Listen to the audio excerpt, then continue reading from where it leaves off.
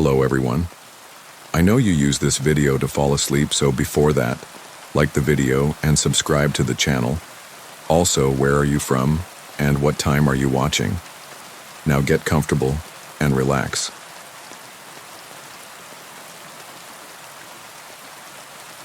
There are some moments that break time, not with a crash but with a whisper so abnormally quiet it redefines your reality. Mine started with a late-night pizza ordered at 3:07 a.m. in a home that had never felt warmth in years. I had come back to the old house out of desperation. The city had sucked me dry, its concrete veins full of disappointment and the insistent thrum of sleepless people faking wholeness. So, when the final paycheck arrived and the final door closed on me, I went back home. A decaying colonial on the outskirts of a dying town where the wind always seemed to be remembering something. The house stood tall and dry, its wooden skeleton puffed out with the dampness of years of neglect. It once belonged to my grandfather, a man I knew only through hushed fights between my parents and the boxes in the attic that he left behind. The people of town did not say much about him, and when they did, their words were always folded in shy looks and sentences that died too early. I assured myself I didn't believe in ghosts. That creaks in the walls were merely mice, and the movements of shadows at the edges of my field of vision were merely tricks of sleep-deprived eyes. But it's simple to deny the supernatural at midday. It's much more difficult when your belly rumbles at the wee hours, the clock strikes 3 a.m. dead on, and the world seems just slightly off-kilter. That evening, the hunger ached deeper than usual. I had nothing to eat left in the pantry except a can of chickpeas and dry coffee grounds. So I did something I don't often do. I opened a food delivery app, expecting no one to deliver this far out this time of evening.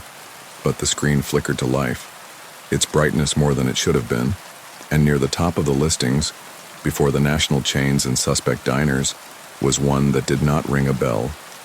Damani's Hearth Oven. No review, no location. Only a beaming, over-fresh picture of curl-ended pepperoni pizza with grease that glittered, wispy memory-like, not the actual product. I blinked, hesitated, and then ordered mindlessly. I don't remember entering my address. I don't recall entering payment. The confirmation just popped up. Estimated arrival, 3:33 a.m. Outside, wind moaned against the panes as if exhausted in a sigh.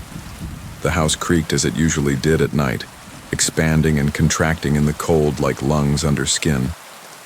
I took up position in the living room, TV playing in the background with muted infomercials as I watched the clock tick steadily toward the allotted time. At 3:32, the air grew still, unnaturally so. No wind, no creaks, no rustling branches against the windows, the kind of silence that feels like it's watching you. Then 3 soft knocks echoed from the front door. I waited a moment before moving. Something about the sound felt wrong. Too hollow, too spaced, like someone knocking through water or through a memory. When I opened the door, a cardboard box sat on the porch, steam curling around the cracks of it despite the bitter cold. No delivery car, no figure walking away, no footprints in the frost, just the box, and a faint smell that pulled at something buried very far inside me. It wasn't just cheese and tomato, it was warmth and safety. And something else, something old. I brought it in and placed it on the kitchen table. The house leaned in closer to me as if each plank and nail were watching and waiting. The light over the table flashed once, then remained steady. My hands shook while I opened the box. The pizza within resembled the picture exactly. Perfection. Impossible at that. 8 evenly balanced pieces, pepperoni placed with near mathematical precision. The aroma was palpable, almost to the point of intoxication, a fragrance I could have sworn I once encountered, though not in this incarnation. I devoured a bite. The texture was all wrong. Soft and warm, yes, but biting into something that remembered being alive. The flavor was complicated. Salt, spice, sweetness. But underneath was something metal, something earthy, like wet stone and blood. I chewed slowly, attempting to will myself to be imagining it. Hunger is a filter, but my stomach, one moment so hungry, now shrank away. Still, I swallowed. Then the lights went out, not with a flick, but with a gradual, steady disappearance, as if the power was being sucked out instead of dying. Under the spreading darkness, I saw something peculiar about the pizza box. The grease spots weren't haphazard. They were in patterns, circles within circles, linked by thin, almost runic lines. I tilted the box and saw the oil ripple as if reacting to the tilt, coalescing into shapes that made my eyes reel. I blinked and looked away. The house was too still now, the sort of still where each breath is a sacrilege. I got up and headed to the hallway, planning on tossing the remaining pizza, but my legs carried me by the kitchen, by the stairs, and to the basement door. I hadn't opened the basement since coming back.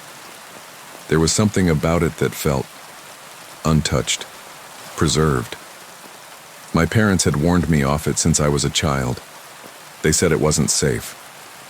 But now at 3:41 a.m., with the aftertaste of something inhuman still burning on my tongue, I put my hand on the knob and turned. The door creaked open silently. The air which flowed out was warm and clammy, as if from a mouth in sleep. I descended slowly, the floor creaking beneath me. Below, the darkness was heavy and wet, and on reaching the bottom, the light above the bulb flickered on. It lit up a room I had not known. The walls were stone and not concrete, uneven and aged, stained darkly and inscribed with symbols cut shallowly into the material. In the center of the room stood a circle constructed of what appeared to be ash and bone, carefully placed. And on the back wall, where holiday ornaments and canned food had hung, was a mural, roughly painted but surely intentional. It showed a tall, wide-shouldered figure with a face covered in concentric spirals. Surrounding it were smaller figures kneeling on the ground, heads down, hands out in offering. Each of them held in each hand was a round thing, flat, circular, with very small red spots. It took me much too long to realize what I was looking at. My body started shaking. I spun around to run, but my foot nudged against the rim of the circle and knocked some of the ash off. Immediately, the light hovering above me burst apart, and the room was filled with a darkness so absolute that I could listen to it. I backed away, stumbling up the steps, scrambling for the doorframe's edge with fingers. When I finally shut the door, slamming it hard, the whole house seemed to breathe out, and I slumped against the wall, panting. But the smell trailed after me. It had altered now, not comforting or nostalgic. It was rotten, sweet as rotting fruit, and iron smell of open wounds. I ran back to the kitchen to fling the pizza out, but the box was no longer there. The plate alone was left clean and dry. I don't recall going to bed. I don't recall walking up the stairs or brushing my teeth or removing my clothes. All I can say is that I woke up the following day with a sore throat and a funny taste in my mouth, like I had been chewing burnt fabric. The house was quiet, too quiet. Out in the yard the wind had come back, but now it whispered, soft and rhythmic, like incantation in a language I could nearly, but not quite, grasp. I went back to the delivery app. There was no listing for Damani's hearth oven, no credit card charge, no recent orders, just a blank history and a flashing invitation to start your first order. I thought of leaving this place, grabbing a bag and driving until the world seemed sane again. But I remained. I rationalized it was stress, malnutrition, loneliness. I rationalized what all logical minds would do when the walls start to hum and the dreams bleed. And then the second pizza came. It came 4 nights afterward. Same time, same package. No knock this time. Merely the smell, curling up the stairs like smoke, sneaking under the door, wrapping around my dreams and pulling me out of bed. I discovered it on the kitchen counter, steam billowing from its edges like a sleeping dog's breath. The same design, the same well-cut pieces, only this time, one was gone. I took off. I don't know how far I drove. The highway was endless, the darkness too thick, the horizon never quite approaching. I stopped only when the gas gauge blinked empty and the GPS refused to load. The motel I found was nameless, just a sign that flickered between vacancy and no. The clerk didn't speak. The room key was warm, That evening, I had a dream about the spiral-faced being. It loomed behind my bed, regarding me with hands that did not stir, its presence more crushing than gravity. I couldn't shift. I couldn't awaken. It crept nearer, until its face filled my eyesight. Layer on layer of spiraling ridges, each one twisting like flesh, each one whispering. When I woke up, my sheets reeked of grease and old stone, and on the nightstand, covered by a plastic-wrapped Bible, was a napkin, creased neatly, oily stained and sporting one perfect pepperoni. I went back to the house not for courage, but for the realization that nowhere else would be of any consequence. Something had been initiated. Some ritual started, some hunger stirred, not my own, but something older, hungrier, hidden under floorboards and last names. Since then, the pizzas arrive weekly, sometimes at 3:33, sometimes sooner. They always show up silently, without reason, and every time there's a slice missing. I've ceased to eat them, but I don't dispose of them. I leave them where they show up untouched like offerings. I've learned to notice the signs. The temperature cools. The light distorts slightly around corners. The clock stands still at 3 and only start again when the box is opened. I've attempted to leave, to burn the house down, to call for assistance. Nothing alters. Because the fact is this, I was never the customer. I was the delivery. Something comes for the sacrifices now.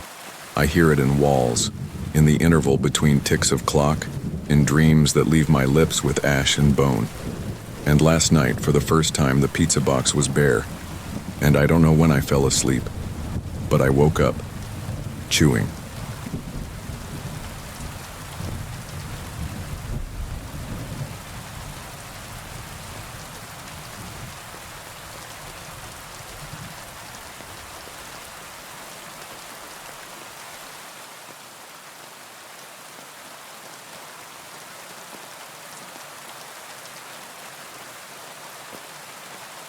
It started with the noise of the wind passing through in a manner it shouldn't, not through the trees themselves, but within them, as if breath was moving beneath bark, drawing in slow and ancient. I had entered the forest to seek silence, to be by myself with my thoughts and the solace of cold ground under my boots. There is a special stillness that precedes you into the pines, a silence so perfect it engulfs your heartbeat. I had pursued that silence as a healing, but what I discovered instead was something that listened. The campsite was a 6-mile walk from the closest fire road, past any cell signal and far beyond where most would venture. I had selected it for its remoteness, an unlisted grove set against the bottom of a long, thin ridge, once the site of an abandoned logging enterprise long since taken over by the moss and loam. I had mapped the topographic maps, drawn out each dry creek and deer path, triangulated by hand my bearings. There was comfort in that accuracy, in the knowledge of where I was. But knowledge is not understanding. A map does not tell what the land recalls. That first evening was quiet. The breeze was light, the cold sharp but bearable. I camped close to a shallow, broad depression where the ground sloped down into a natural hollow, nearly perfectly round, encircled by pine trees bent with age. I recall thinking it resembled a natural amphitheater, as if the forest had congregated there a long time ago to witness something holy happen. The ground was yielding under my sleeping bag, that kind of moist, black earth that stuck to your fingers and had the scent of past rain and past time. I slept soundly, lulled by the percussive hush of needles stirring over me. But I awoke to silence. Not the quiet stillness I'd been looking for, but a stillness that was wrong. The kind of stillness that pushes in, like a pulled-in breath pulled too far. No insects buzzing, no wind rustling, no leaves rustling. Only the beat of my own blood, slow and hesitant in my ears. There was something else, though, a feeling I couldn't define, not quite cold, not quite presence, a pressure perhaps, or a light weight in the air. I unzipped the tent and gazed out. The woods were utterly still and yet not peaceful. I can only say that it was expectant. as if whatever had been waiting for me to open the flap was now checking that yes, here we are. The trees were not familiar anymore. The trunks' angles were slightly wrong, and the moonlight shadows they cast did not appear to fit their outlines. The circle of pines surrounding the hollow had moved in, not in the physical sense maybe, but in perception. I felt trapped. The ground where the tent sat was dotted with impressions I hadn't seen earlier. Puka circles at uneven intervals. Not footprints, not animal tracks, just emptiness. As if something had pushed the dirt aside without making contact. I was awake through the night, still hardly blinking. Nothing occurred, but when sunrise came, the forest still hadn't returned to its noise. No birds, no insects, no wind. Only the soft creak of trees, a slow, throbbing beat, like bones realigning under skin. I talked myself into thinking it was nerves, that I had just been imagining it.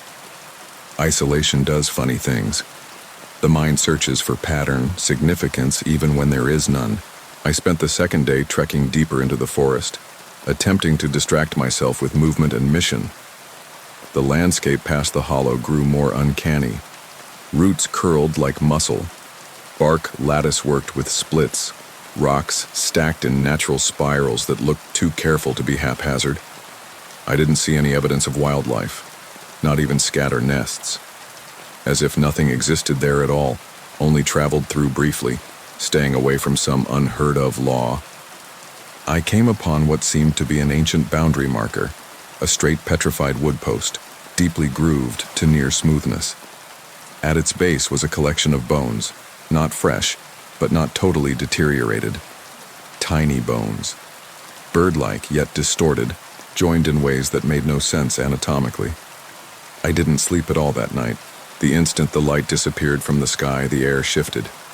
It became heavy, not humid, but thick.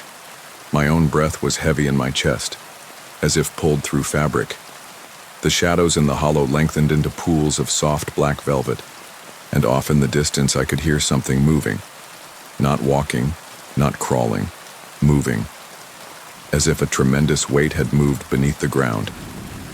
I stayed within the tent, frozen by an unexplainable instinct, a primal, deep warning that instructed me to keep low, remain motionless, and be silent. The type of instinct that was helpful when our forebears slept in the treetops, hearing threats that have long since gone extinct. Later I drifted into a dream, or maybe something else. I stood in the middle of the hollow beneath a moon impossibly huge and near. The trees about me moved in time, but not for there was no wind. A noise arose, not from below but through below. A hum, low and like a string great and stretched tautly plucked once. Shapes convened in the forest. Not animals, not humans. Forms, white, unjointed outlines that danced on the periphery of awareness, like after-images seared onto the eyeball. They lined the boundary of the ring, stationary, featureless, observing. The singing followed. Not singing, not playing, but resonant. A sound that hummed in my teeth and bones, releasing memories I had not made. Fires deep in caves, eyes drawn on rock. Lines of kneeling people, heads bent, facing something tall and featureless that glowed like heat shimmer. I woke before light, hot and trembling, heart pounding, with dirt under my fingernails and pine needles caught in my socks. I hadn't ventured out of the tent. I hadn't intentionally left, at least. Something had taken its place, though. On the inside of the tent wall, scrawled in streaks of sap or dried blood, was a symbol. A circle divided by a single vertical line. Simple, primitive, familiar in a way that wore something sharp in the back of my head. I erased it with my sleeve and convinced myself it had always been there. The third day existed in a blur. I was no longer hungry. The cold no longer stung. Time lost its meter, becoming soft and pliable. My compass spun when I turned it in my hand. My map no longer conformed to the ground. Paths I'd walked hours before disappeared behind me, replaced by alien growth and roots that moved subtly, like limbs in sleep. By night the air was electric, ozone and iron, the smell of something in store. I attempted to pack, but my hands operated slowly as if in opposition. I kept forgetting why I was doing it halfway through. The tent refused to take down. Every time I turned away, it appeared already re-erected. The hollow had altered. The depression in the earth had deepened. Not visibly, but viscerally. When I approached its center, I felt as though I stood at the edge of something immense and unfathomable. Not a hole, but a throat, yawning wide in preparation to speak or consume. That night, I didn't sleep. I didn't try. The sky overhead became too clear. The stars hovered motionless, too many, too pointed, as if holes were punched in a membrane. The trees closing in on the hollow leaned in, whispering without breeze, and from the ground beneath the earth I sensed a pulse. Slow, huge, interested. I sat at the center of the hollow, unaware that I had walked there. There was no longer fear, only comprehension, or something that pretended to be. I knew I had been summoned, not me, not specifically, but inexorably, like gravity or mold. I had crossed an area not designed for the living, and it had noticed. The earth underneath me pounded, not figuratively, literally, like a heart. Shadows stretched out, curving in impossible ways, drawn toward me. The trees rippled at the margins, showing glimpses of something beyond them. Massive architectures of bark and bone, eyes hanging in webs of tendril and mist, arrays of mouths that did not voice words but recalled. I do not know what they desired. Maybe nothing, maybe just to watch. I woke to sunlight, sitting on the rim of the hollow, numb to the body, eyes encrusted with sap. The forest was bare once more, not still, not serene. Bare. The marks were inscribed in the earth now, circles and lines, infinite and tidy, swirling out from where I'd sat, seared into the ground like crop marks, too neat to be done by human hand. I abandoned everything. I traveled without map or compass, guided by impulse, making my way between boles that creaked a little when I took my eyes from them. I did not rest, did not eat, did not sleep. Days later I came upon a road, asphalted, actual, thrumming softly with the ghost of tires. I went back to my apartment. I bathed. I gazed at my reflection for hours, but I have not slept since. There is grime under my fingernails that will not wash off. My skin is pervaded by the scent of sap. In the evenings, my bed slopes downward, softly, just enough to seem like the incline of that hollow. And the dreams have accompanied me. They no longer scare me, not anymore. They instruct. They take me to places that are not time-bound, buildings that shift when unwatched, a language that isn't verbal. I observe their meetings now, in alleys, behind mirrors, in the glass of darkened buildings, static forms, waiting, listening. At times when the night is still enough, I can feel the wind blow through the trees in a manner it should not. I know the cadence now. It is not random. It is not wind. It is breathing. And something has started to breathe along with me.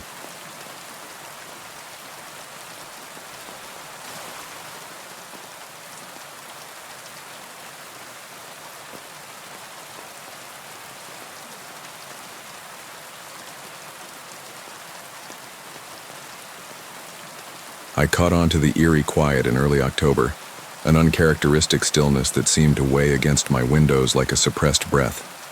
It was as if the entire neighborhood had fallen into a silence too perfect, too calculated, and I, for some reason, was the sole listener left to hear it. Fall had come down upon the cul-de-sac in a heavy, honey-hued silence, covering lawns and crunchy leaves and throwing fading light across sidewalks. The neighbors, who had been casually acquainted with their hellos and their quick smiles, had started to keep to themselves more than is typical. I tried to tell myself it was because of the cold, because of the school routines and the early nights, but something inside me knew that something older had taken root in the earth below us. It began as things often do, with something small, a noise at night, soft, rhythmic, intentional, coming from the house to our immediate right. The house itself was unremarkable, plain, like all of them on our block. Weathered shingles, yellow siding, porch light blinking like a sleep-deprived eye.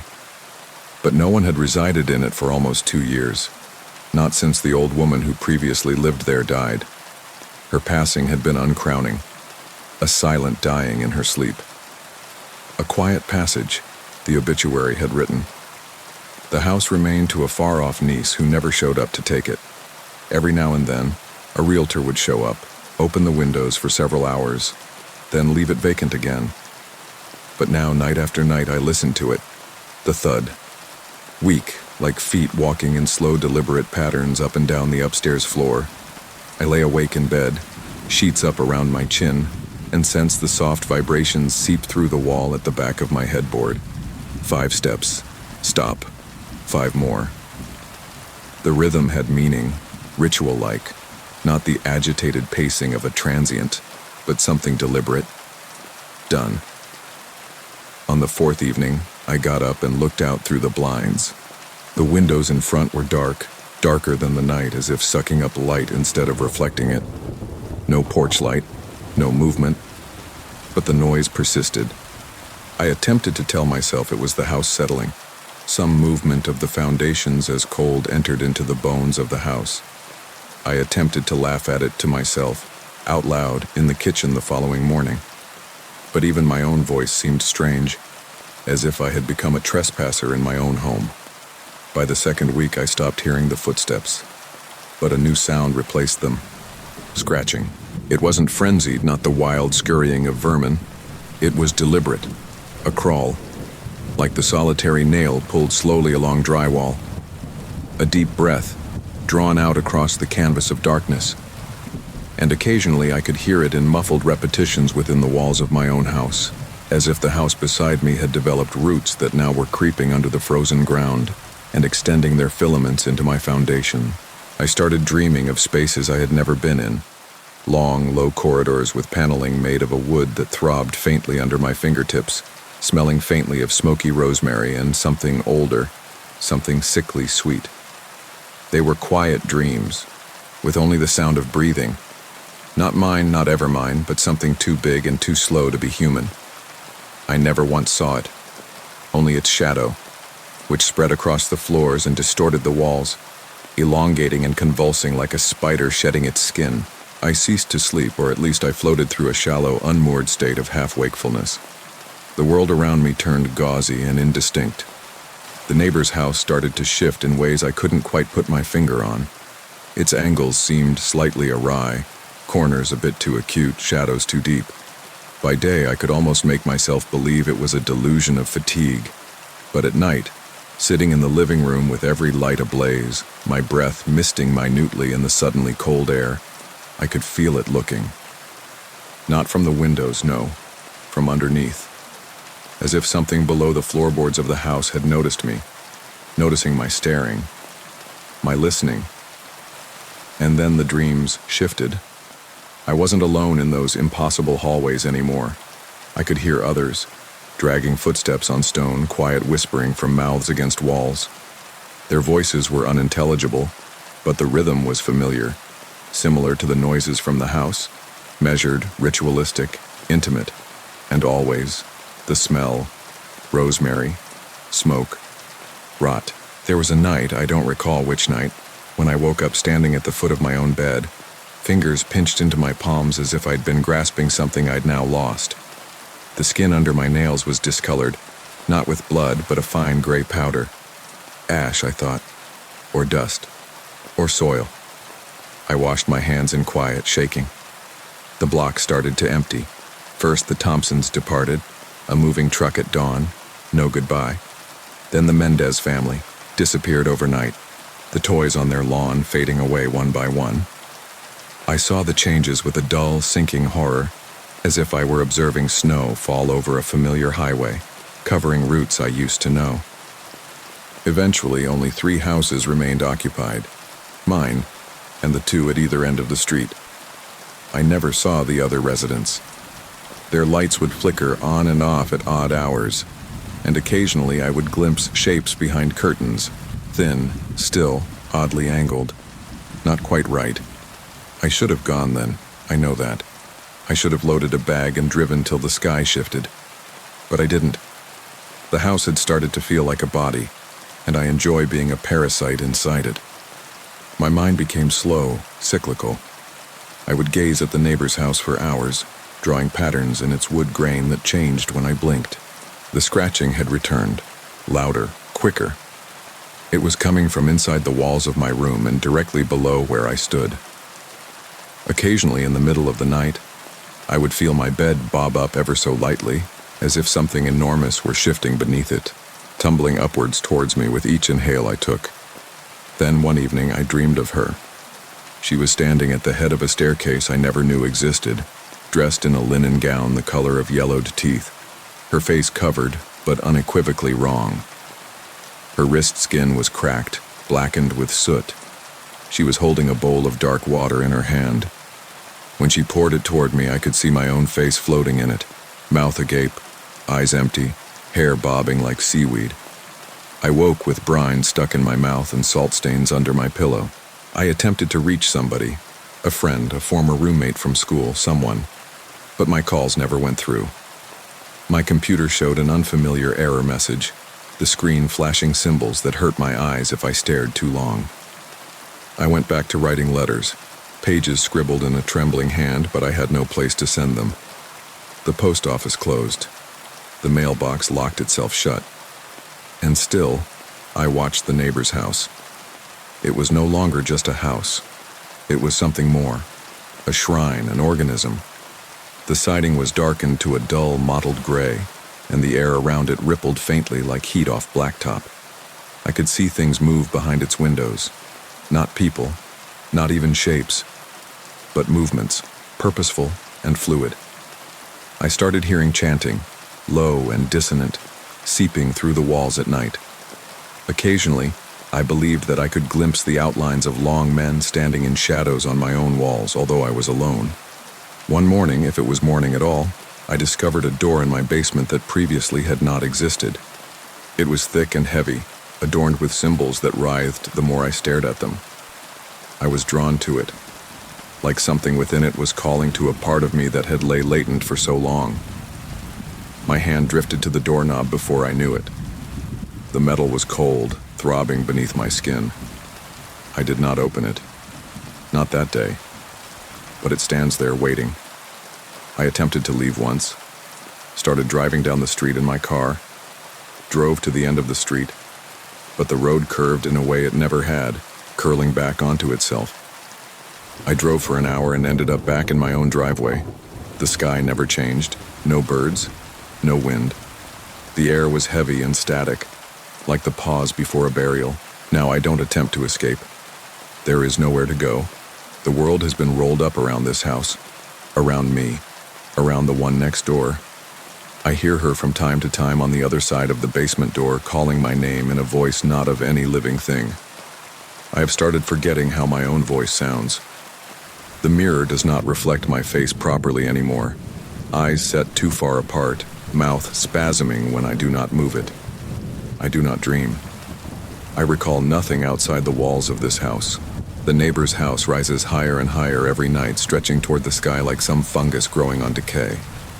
Its roof towers above the trees now, vanishing into the clouds hung low and thick and motionless, never budging, never shattering. The windows flash, wet and black. I am never alone here. I know it now. I was never alone. Others, behind walls beneath the earth within the wind. They course through me like air through a flute. I sense their memories burning in my veins. Blood-soaked stone altars, lips stitched closed with twine, bones inscribed with symbols older than words. They are not gods. They are not ghosts. They are something else. Something that was here before us and will remain when we have disappeared into dust. I no longer fear them. I am part of them now. The basement door creaked open last night by itself. I descended the stairs and discovered that the corridor no longer stopped at a wall. It went on, twisting down into dirt and ash and quiet. I have not gone back. If you are reading this, if in some way this record has escaped the confines of this space, do not seek me out. Do not look for the neighbor. She is not human. She never was. She is a doorway, and she stands open.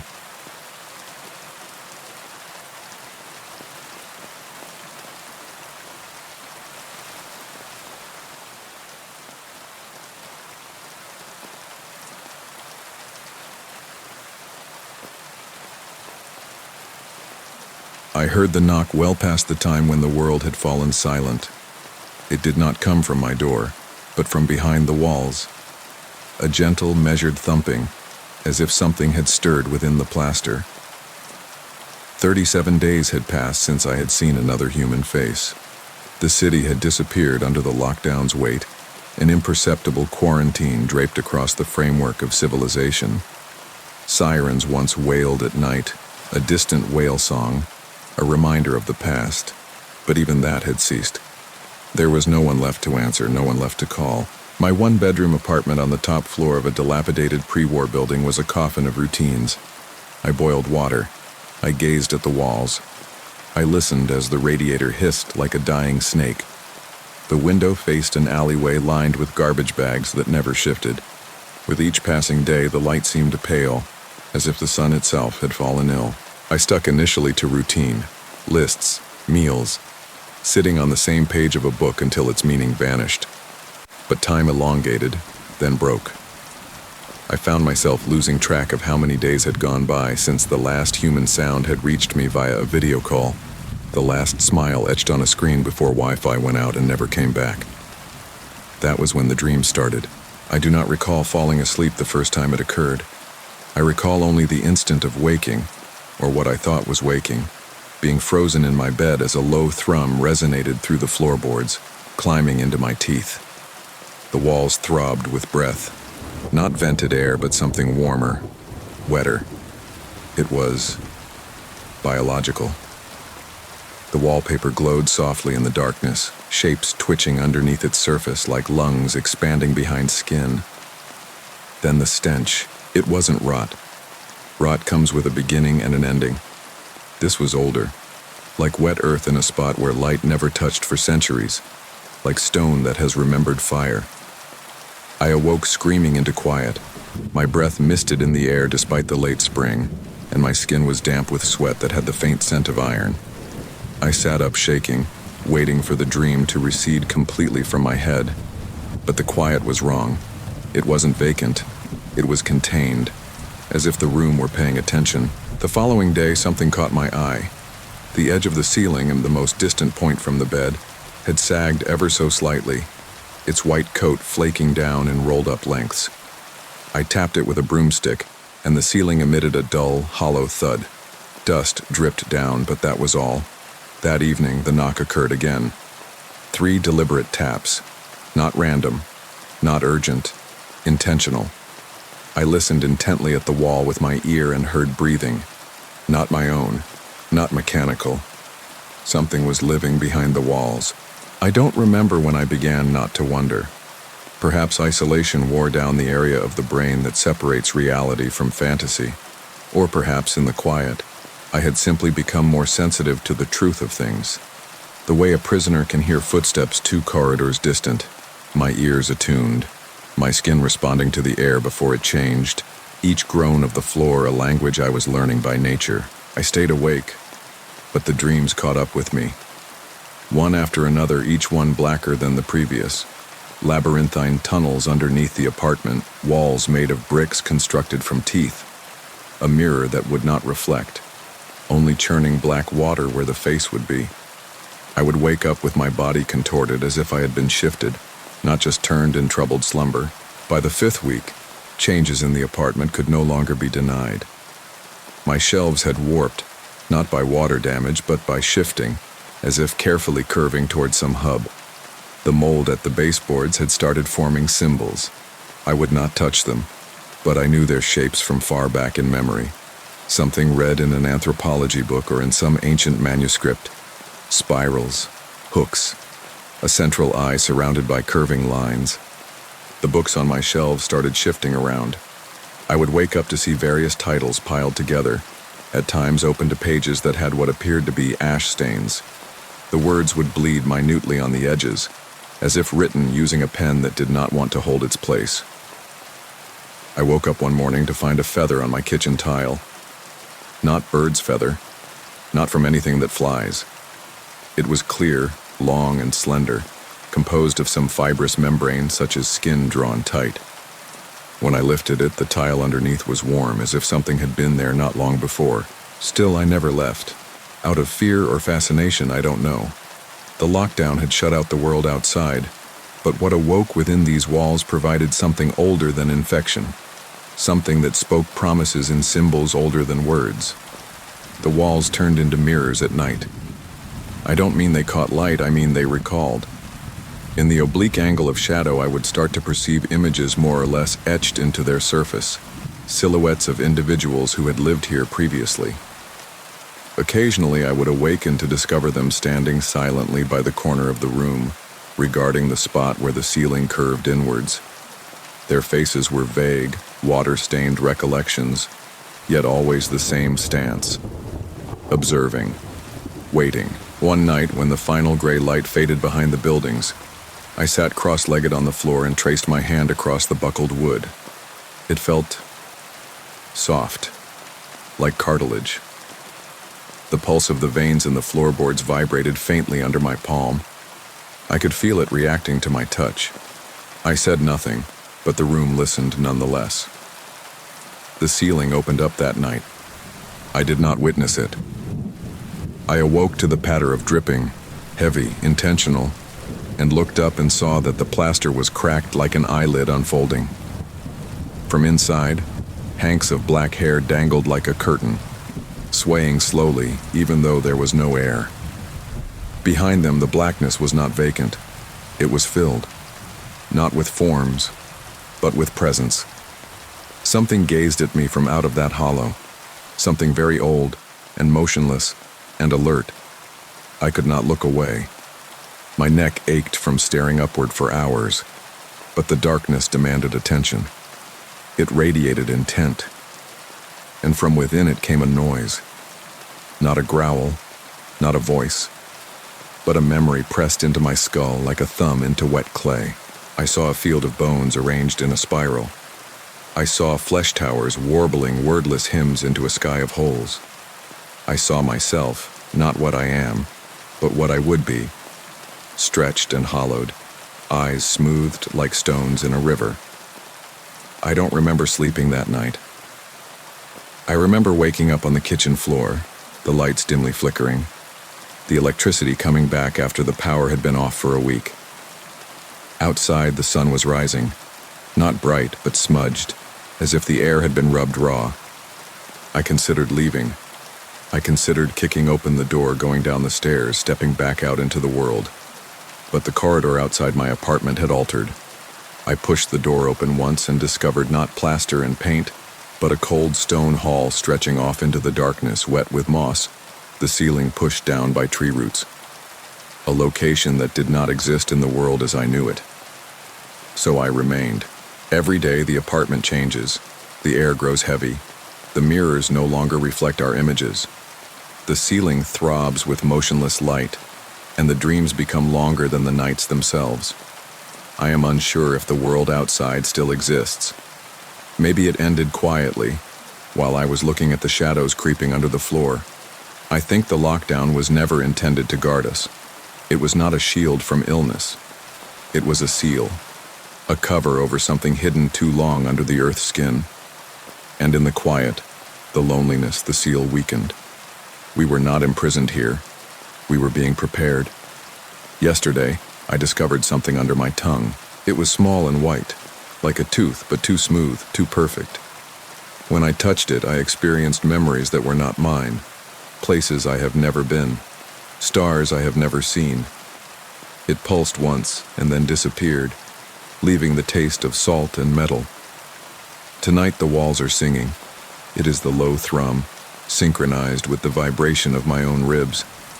I perch here and sense it envelop my spine like fingertips too long to fit any human form. The symbols upon the floor have started to glow softly, sending quiet shadows of figures that undulate without sound or material. I am not afraid. No longer. There is reassurance in the ritual, in the realization that this space, this empty room, is not empty but also full of meaning too great to be expressed. I was selected, I believe. Or maybe I was the final one remaining, and that sufficed. Either way, the transformation is nearly finished. I do not sleep anymore. I dream awake. The ceiling is absent. The floor has disintegrated. The air is thick with recollection. I can sense the thing's breath above me, within me, behind all walls and murmurs. It does not have a name, or if it does, it is voiced only by the deceased. They will discover this apartment vacant, or worse, precisely the same but in error. Furniture in impossible positions, pagesless books, a mirror reflecting a room from another year with another person's shadow in it. They will catch the same smell, earth and flame, and they will sense the air tilt into here. And in the quiet, something will knock, not on the door, but on the other side of the wall, waiting, always waiting, for another world to fall silent.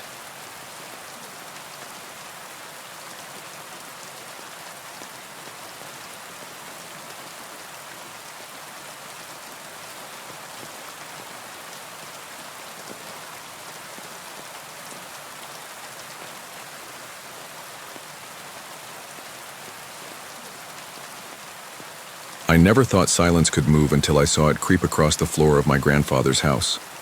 Like a cold fog only visible in the way that it pushed against the walls and seeped into the bones of my body. It started with a letter.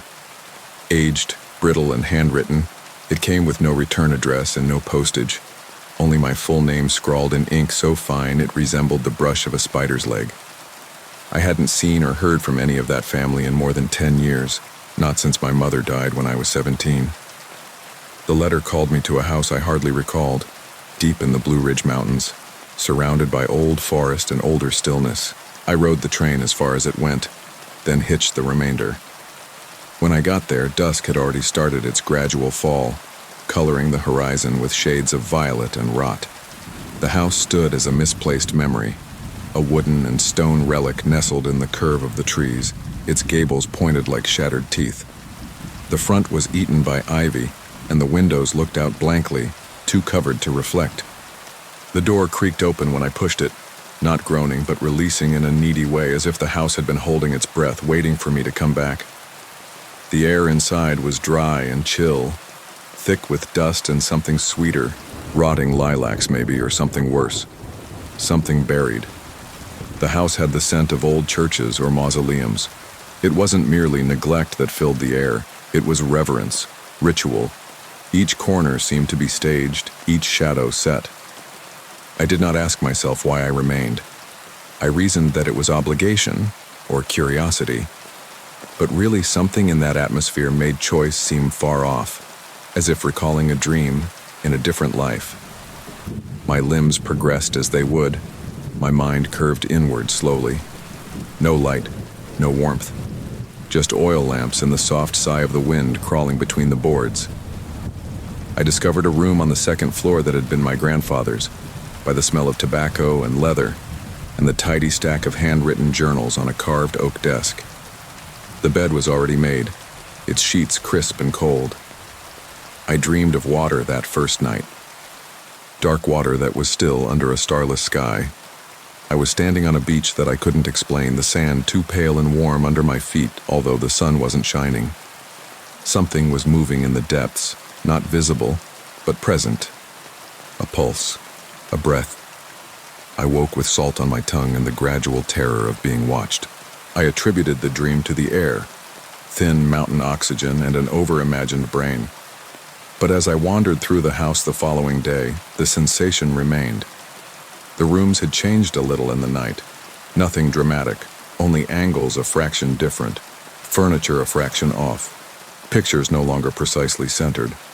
I insisted I had forgotten. The journals were no comfort. My grandfather's writing was not narrative, but disjointed impressions, symbols, Latin quotations, diagrams in charcoal and red ink. One sentence occurred in a number of the entries. Animas in ligno dormiunt. Souls sleep in the wood. I didn't know what it said, only that every time I read it, a hard knot formed in my stomach. By the third evening, I had started to notice the tapping. It was within the walls, gentle and repetitive as if the sound of long nails on wood. Not desperate, but unyielding, like ritualistic knocking. Always 3 knocks, always after midnight. I looked for mice, loose pipes or creaking beams. I found nothing. Only dust, dry bones of wood, and the suffocating hush that consumed every room. On the fourth day, I found the cellar. The doorway was hidden behind a worn tapestry of a forest. Pushing it aside, I saw a steep, narrow stair, slick with damp and lined with stone. I lingered only a moment before going down, oil lamp in hand. The air chilled with every step. Not temperature alone. This was a cold of the soul, a pressure at the back of the eyes, a chill at the nape of the neck. The cellar was huge and filled with wooden shelves, but what it contained was not wine or jam. There were things, scores of things, carvings, effigies. Each one was unique but unmistakably the same. Small, gnarled figures of wood, each featuring a face that was uncannily human. Some screamed, some laughed, some blank-eyed and calm, and all of them exuded the same feeling, vigilance. They were warm to the touch. I lay awake that night. I sat on the side of the bed, lamp burning low, and listened. The tapping never came. There was, however, a sound of breathing, though not from inside the house, but underneath it. A slow, deliberate inhale, a long, dragging exhale. The sort of breath you sense more than hear, like the beat of something asleep but dreaming. The next day, the mirrors were absent. Not broken, not concealed, just gone. The bathroom, the hallway, the bedroom. All the mirrors I had seen days earlier were gone. Instead of them, there were empty areas on the walls, soft shapes in dust where they used to hang. I looked in the attic, the basement. I didn't find anything. What I did discover was a box. Small, lacquered, and bound with a strip of dried sinew. It rested at the base of the attic window, centering itself within a square of sunless light. A shiver ran through me when I picked it up, not from cold, but from the feeling of something seeing. Within were more carvings, smaller, more delicate, more detailed. Each carried my face. That night, the dream recurred. This time, the sky was bleeding. Stars dissolved into streams of dark fire, and the sea swelled with slow appetite. I was ankle-deep in the waves, and something enormous moved beneath the waves. It did not break surface. It only opened its eye. Its pupil was a spiral, and in it, a door. I awoke to discover my reflection had not only returned, but stood in the window alone. I saw myself walk, but there was no lamp in the mirror. No bed standing behind me, only the shore, only the sky that bled. I remained because I could not go. Not because of fear is a cheap emotion, but because of something more. Something akin to gravity, like the tug of an undertow, gentle but inescapable. The house had started to recall me. The journals became clearer with the passage of days, not in their content but in understanding. The Latin no longer needed translating. The drawings grew familiar, half-remembered forms from childhood's dream world. I started writing on the margins, without reason or purpose. My handwriting was the same as my grandfather's. One evening I trailed the tapping, not with footsteps but with mind. I sat in the corridor and just listened, following the beat. 3 raps. Silence. 3 raps. Downward. I discovered a second door in the basement. It was made of black wood, silver-veined, and wrapped in rusted chains. No keyhole, no handle. But it swung open when I touched it. Behind it, a tunnel. Narrow, moist, and steep. There were no lights, but I did see. The walls were not of stone, but of roots, twisted and throbbing with a soft amber light. Faces opened in them, delicate, fetal, mouthing silent words. I walked until time was gone, until the notion of the world above seemed ridiculous. The tunnel opened into a chamber, circular, broad, its walls inscribed with sigils that bowled light. In the center of it stood a pool, not of water, but of something denser, a mirror with depth. The surface did not reflect, but showed. I saw myself, not as I am, but as I was, as I may be, as I never was, but might have been. I saw ancestors I had never known, dancing rituals in forgotten languages. I saw the house before it existed, and the ground beneath it yawning like a mouth. I saw something crawl out, or maybe crawl in, and then I saw nothing. Not darkness, not emptiness, but unshape. A formless presence, observing, waiting. It recognized me. Not my name, but my significance, my location. When I awoke, I was in bed, but the bed was in the basement. The carvings ringed me, their eyes shut. The atmosphere was hot and had the scent of cedar and blood. Symbols were etched into my skin, in ash. Soil flavored my mouth. I no longer dreamed. I no longer had to. I write this not as a cautionary tale, for I do not think there is escape. I write this to recall, because memory remains the one thing it has not stolen, and yet even now I sense its hunger weaving in and out of my mind. The spiral widens, the tapping has resumed. 3 knocks, a breath, 3 again. And from down beneath the house, something whispers my name.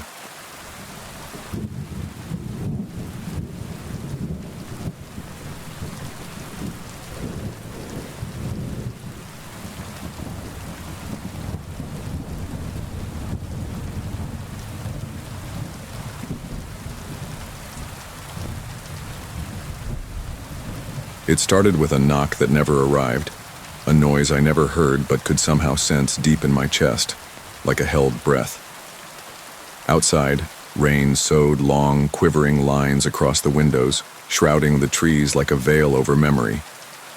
I had gone back to the house following my father's funeral, not out of sentiment but obligation. The house, a rotting Victorian vestige lying on the border of a forest, stood vacant for almost a year, unchanged since he vanished.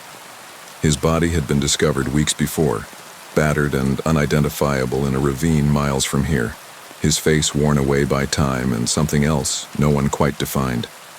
The authorities provided no reasonable explanations. I accepted the silence.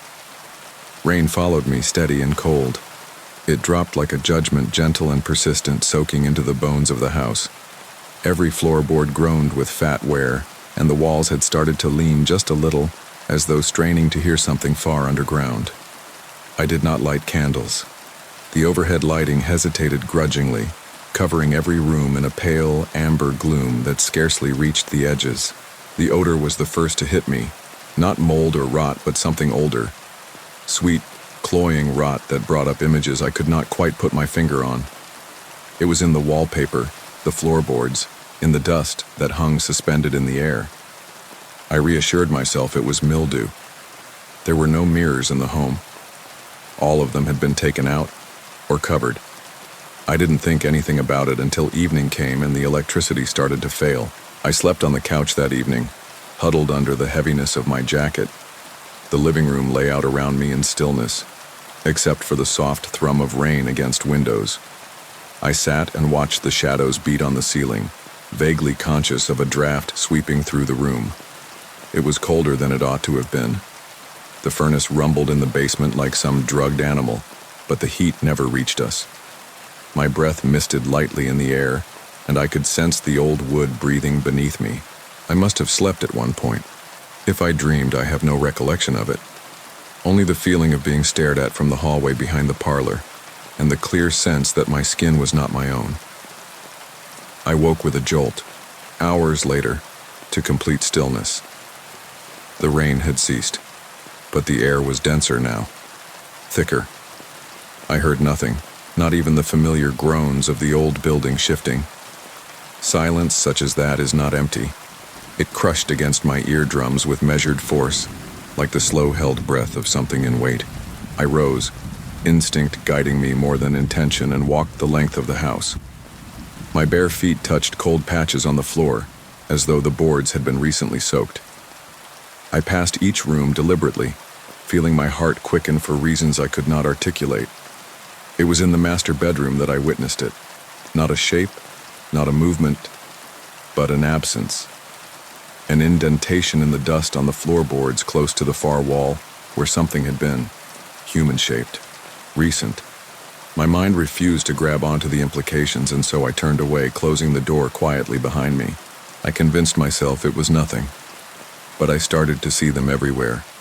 Little impressions in the dust, wet footprints that stopped short, the scent of rain in rooms I hadn't opened, and the noise, not a whisper, not a sigh, but like silk being pulled against stone.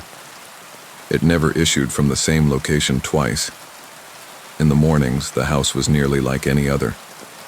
I would brew tea-like coffee in the rusted pot, hear the radio crackle that never evolved into music or voice, and see the rain trickle down the windows in parallel lines. But at night, when the evening turned the color of bruises and the trees leaned against the house like curious fingers, the weird weight came back. I discovered the journal in a tools box in the attic. It was paper thin, wrapped in frayed leather, and had the scent of cedar and something else. The pages were crowded with my father's writing, tight, fidgety script that spilled off the edges. It described dreams, the watchers in the rain, and a ritual inherited from a great-grandfather whose name had been scratched out of all family records. He described the house as if it were alive, not metaphorically speaking, but literally, that it breathed, that it remembered, that it carried the weight of every soul who had stepped across its threshold. And he described a room under the house, lower than the basement and only reached during heavy rain. I didn't believe him. Not really. But I was combing the cellar that evening, running my fingers over the edges of stone and wood for some fault, some hidden hinge. I spent hours there.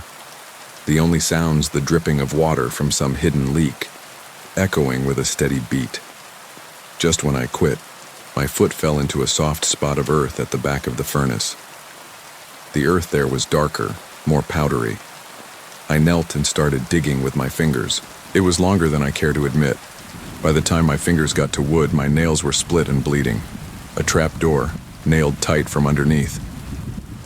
The wood was old, worn away at the edges, the iron ring in the middle cold as bone. I should have stopped. I should have nailed it back shut, left it to decay. But I opened it. The smell that wafted up through the entry was not that of mold or wet soil. It was sweet, sickly sweet, the smell of rotting fruit or stale perfume. It engulfed me, caused my eyes to blur. The stairs below were stone, dripping wet and covered with moss. No light penetrated to the bottom. I went down, my vision led only by the beat of something far down inside of me that demanded that this was fated. At its center was a room, round, infinitely broad, the walls etched with marks I couldn't identify. Runes seared into rock pulsing softly with an otherworldly glow. The ground was water, an inch at most deep, mirroring the odd writing above like a duplicated sky. And in the center a figure, not human, not animal. A shape that squirmed without moving, that seemed to change depending on the direction of your gaze. It didn't have eyes, but I knew it could see me. I can't say what happened next. Time collapsed in on itself. My mind disintegrated like leaves on a stormy day. I saw memories of my childhood I had lost. My mother's last scream before the accident, my father crying into the stove. I saw the original owner of this house, the first man who had constructed it, who had placed something under it in return for riches that never came.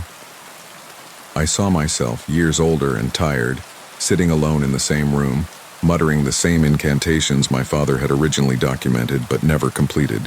When I woke up, I was in the living room again, dripping wet in rain though the house was dry. My palms were stained black and the journal disappeared. I have not left the house since. It rains all the time now. Even where the sun beats somewhere else, here it rains. The rooms are colder, the walls close in. In the night I can hear the shape beneath, crawling along through shallow water, speaking in a tongue that exists only in dreams. It is in my blood, in my air. The footprints in the dust have increased. At times I catch them appearing before my eyes, as if someone is walking with me without showing. I keep the mirrors taped. I don't want to know what enters my mirror. Time is lost. Days are merged, sown by rain and silence. The radio does not provide comfort. There's only static. There's only a heavy beating sound I now know from that room below, a silent rhythm that vibrates in my bones. I no longer sleep. The rain observes me. I know this now. It is not a phenomenon. It is not weather. It is a membrane, a veil. Something old is pushing against it, observing, whispering, learning the shape of my mind.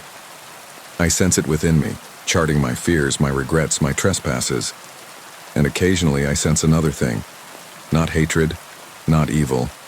Recognition. It knows me. I am not the first. I won't be the last. The house waits. It doesn't forget. It sings in the rain and hums in the wood, and when it is ready, it opens. I have started scarring the walls as my father used to. My writing becomes unsteady. The symbols take shape, leading my hand. I dream of a door under the house that opens onto sky, where stars twinkle like watching eyes. I dream of drowning in air, of breathing a sound so huge it becomes silence. The rain hasn't let up in weeks. I know, one day soon someone will arrive. A family member, a stranger, an unfortunate wanderer seeking refuge. The house will take them in. The observers will tag them. The ritual will resume. And I'll be waiting, just as my father waited, as his father waited before him. We do not depart from this residence. We become it. And the rain remembers.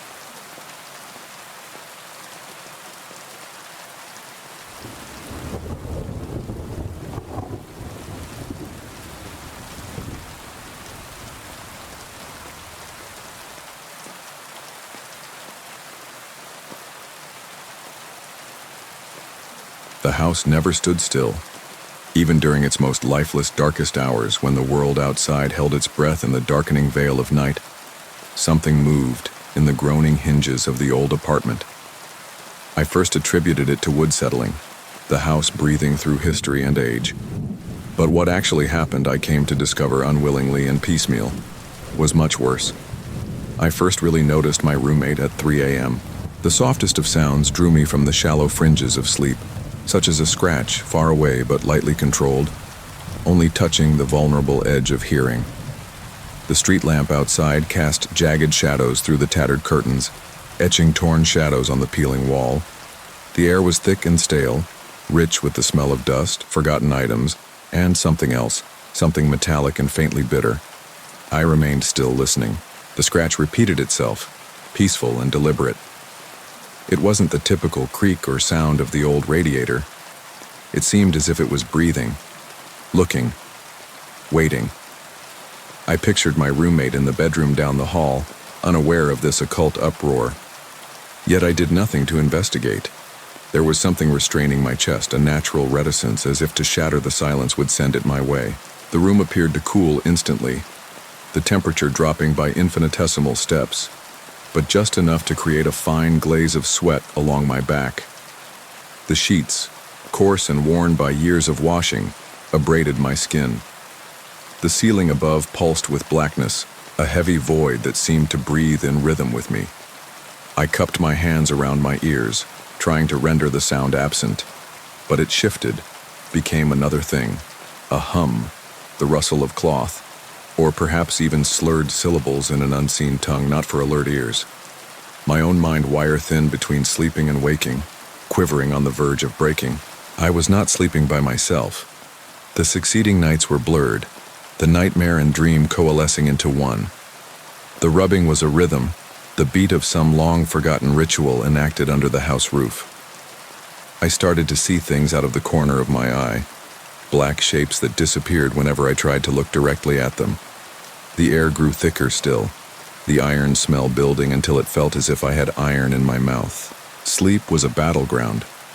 As I slept, I was drawn into twisting dreams, infinite corridors with mirrors everywhere in front of me that reflected not my face, but someone else's, or nothing.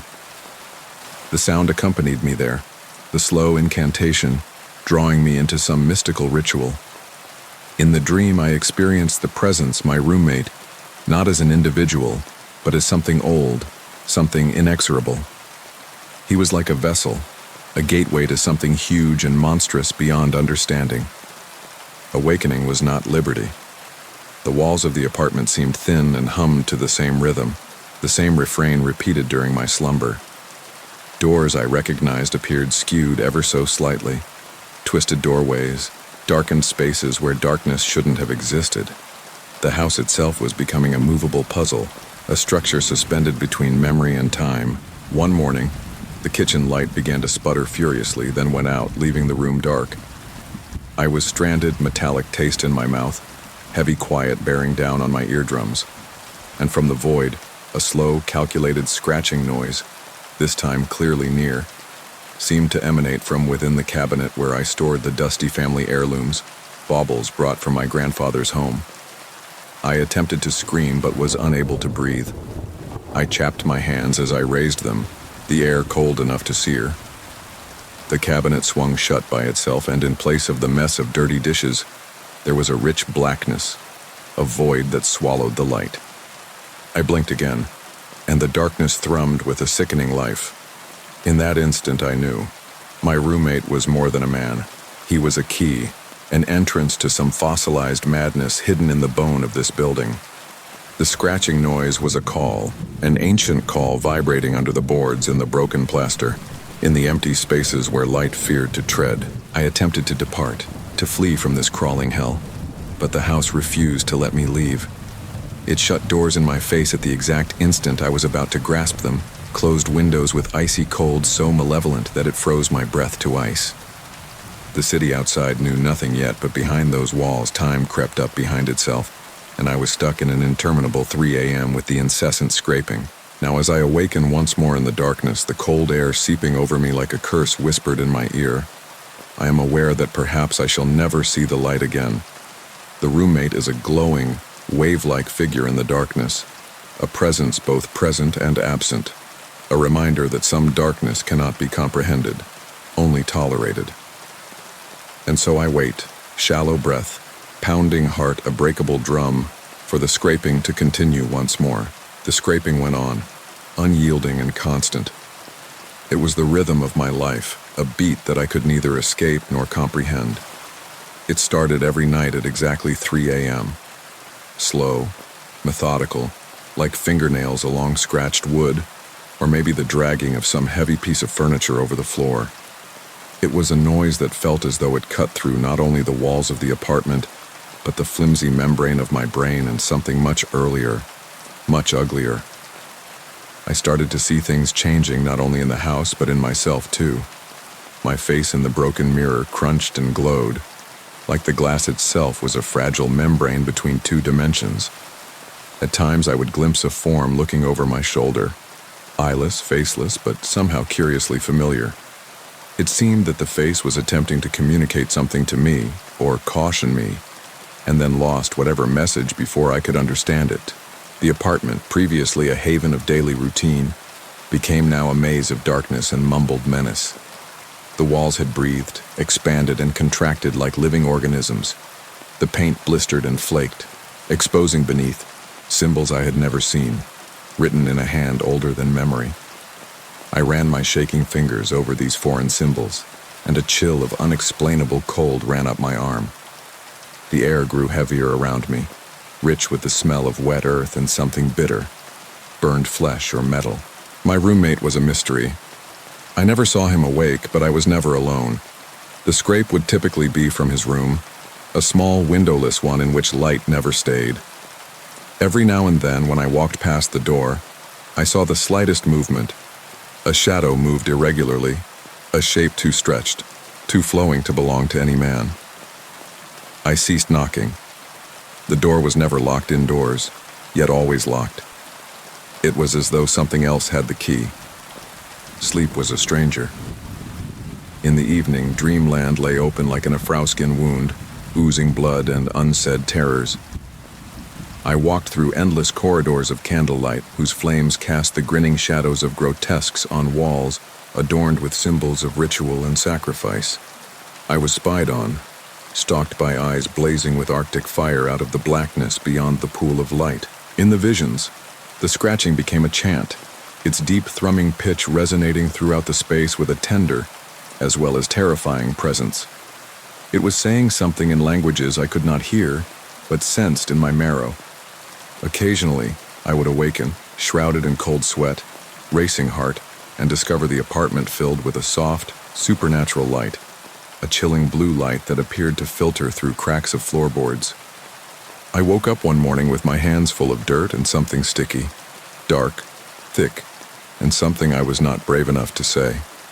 The ceiling had spots of odd, geometric shapes that looked newly penned in something blacker than paint, glowing with its radiance. The walls were closing in, the air itself humming with tension that took the air out of my lungs. I knew then that it was no ordinary haunting. It was a ritual, advancing in slow, unstoppable steps. My roommate was one of the participants, or rather a vessel, a channeling point for powers older than mankind's history. I could feel the weight of it falling upon me, pulling me over the edge into some unseen abyss and unescaped void. Nights blended into days and time lost all meaning. The apartment was a prison of malleable realities, where the comfortable twisted into the grotesque. Furniture shifted subtly when I departed the room, doors led into rooms they shouldn't, and reflections lied about impossible forms.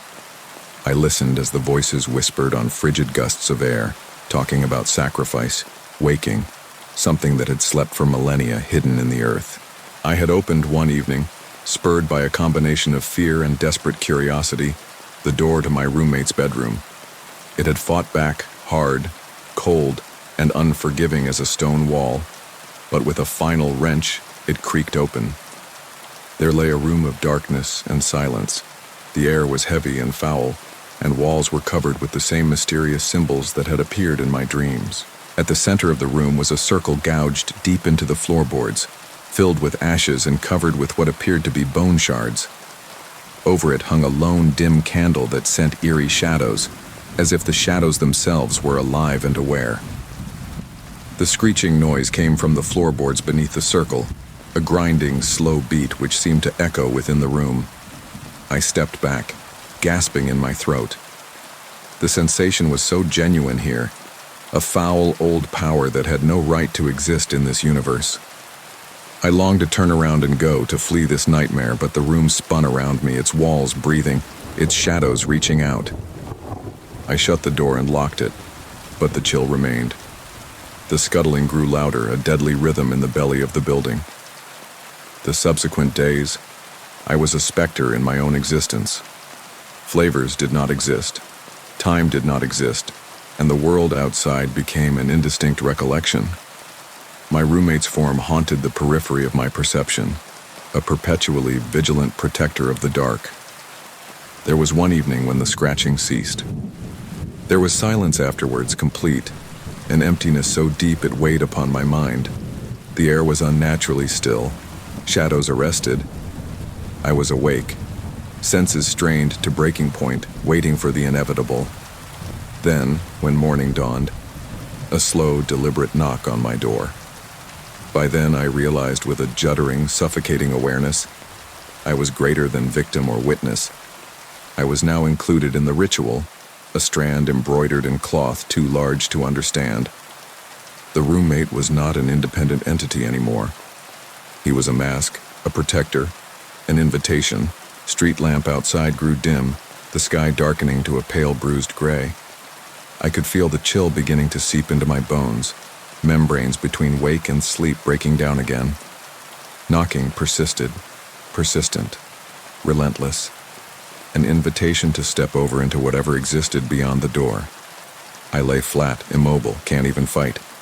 The scratching had come back, calculated, unhurried, now creeping from just beyond the door, in as intimate as my own breath. And then, nothing. The house was breathing with me, caught in a moment that wore thin into eternity. The room chilled, grew somehow colder, the shadows deepening into an ebony so thorough, it appeared to consume even the light in my mind. I closed my eyes, knowing the next time I opened them things would be changed. The scraping had not abated, it had just started.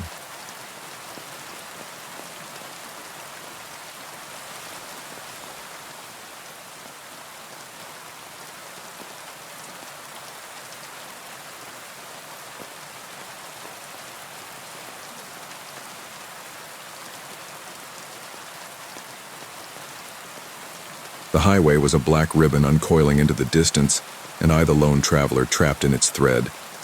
The roar of the engine the only solace, a distant boom under the damp quiet that had the air devouring all on the other side of my headlamps.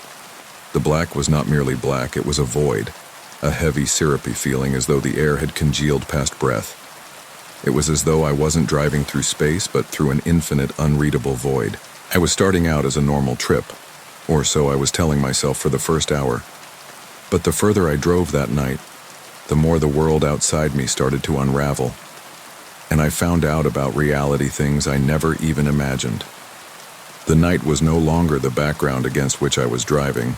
It had become the substance through which I was driving, a living awareness, looking, waiting, and changing with slow, purposeful will.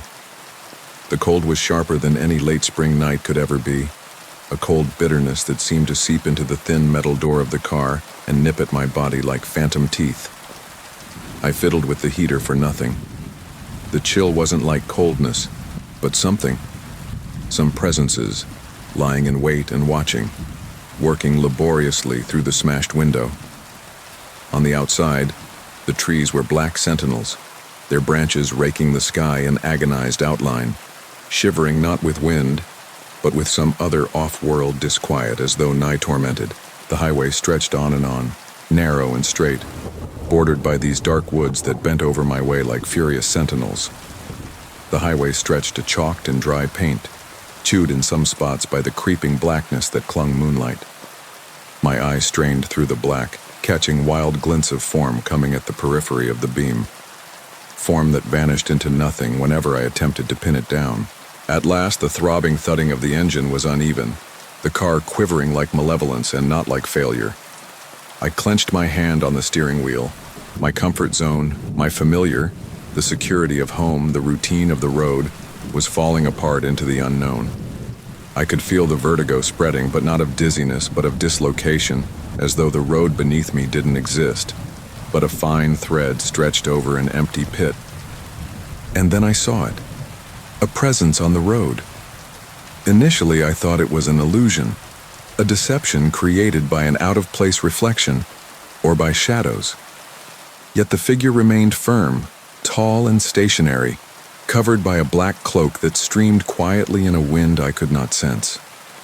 No face, but a hollow space where a face could have been, blackness more complete than the blackness outside. The car slowed without my having made a conscious decision to do so. I felt a spasm of cold as the figure leaned against the glass and then disappeared as quickly. I blinked once more and the street was again empty. No trace of the figure, no scratch on the roadside. The quiet reclaimed its hold with only the quiet popping of the radio attempting to catch signal in the dead zone I now drove through. A road that I had never walked, one from which I had no map or guide. The trees closed in around me, their limbs crossing above me like the ribs of some giant animal, closing in around me in a tunnel of darkness. The headlights of the car flickered, then stabilized, but the feeling of being watched never went away. I could feel it, a weight on my head, quiet and unrelenting, as if some forgotten language panted just beyond understanding. I attempted to brush it off, convincing myself it was fatigue, a delusion of isolation, and the sameness of night driving. But again the air thickened, hung with a silent threat that flayed my nerves raw. Hunched and distorted, the world changed through the shattered windshield. The trees groaned, bark curling into impossible forms, roots curling into monstrosities that writhed upon the earth alive. The stars in the heavens went out individually, engulfed by a moving darkness that pulsed with a wicked rhythm. Time itself was shattered. Minutes that were like forever long, the speedometer wildly spinning as the car's motion became questionable, as if we were trapped in a time loop. I turned on the radio again, hoping for something and being submerged in silence. Static crackled, and then a distant and unrecognizable voice began to read, its words in a tongue not of this earth. The syllables were stuck in my head, pieces of sound gesturing to some long-forgotten well of fear buried deep inside me. The chant was not reassuring or wicked. It just was, an ancient hymn on an ectoplasmic wind. The road under me twisted sharply, climbing in a slope so irrational my heart beat in my breast. The vehicle crested toward a horizon which ended in our realm. Forests yielded to ridged boulders which carried an unnatural sheen, knife-sharp edges glinting in the thin light like bits of glass. Above, the air was a void whirling sickly colored fogs that resembled bruised flesh. The engine of the car cut dead in an instant, sputtering into the darkness. Headlights flashed out, leaving me to plunge into pure blackness. It was icy cold, weighing down on me from every direction, making the car cold to the point where it seemed to bite through my very marrow. I felt my way around in the glove compartment for the flashlight, shivering fingers clicking it into action. Light broke darkness, lighting up the creased dashboard, my white hands, and the window where frost was creeping with desperation. Out there, everything was not as it used to be. The trees were no more, hidden behind huge blankets of lifeless plains beneath the bruised sky. The earth was covered with a layer of sprinkling ash, creaking when hidden steps walked on it with an empty tone. Shadows changed along perimeters, large high shadows stretching impossibly far, curving and distorting with every move of the beam of the flashlight. I was no longer driving down a highway, but walking in a threshold existence, a borderland of wake and dream, being and something not quite being. The air was thick with the smell of earth and rot, a primitive smell that recalled burial grounds and abandoned rituals. A distant bell tolled, a sound too deep and resonant to be any familiar instrument, vibrating through the wasteland like a call. The incantation returned, louder, swelling to a mystical crescendo filling the darkness. The voice no longer disappeared. It resided within me, running through my mind and memories like venom. Glowing visions flashed behind closed eyes, fires burning in moonlit glades of ancient forgotten times, robed figures carrying out rituals older than the records of history, symbols carved in stone that throbbed with a faint, forbidden light. A chill of horror ran over me, the knowledge that I was not merely lost but stuck in the pages of something huge and impersonal, a God plan too large for human brains to grasp. The ride at sunset had been a fall, a passage along a ruptured web to look upon the skeleton of the universe, a world in which time was dissipated and madness unrolled.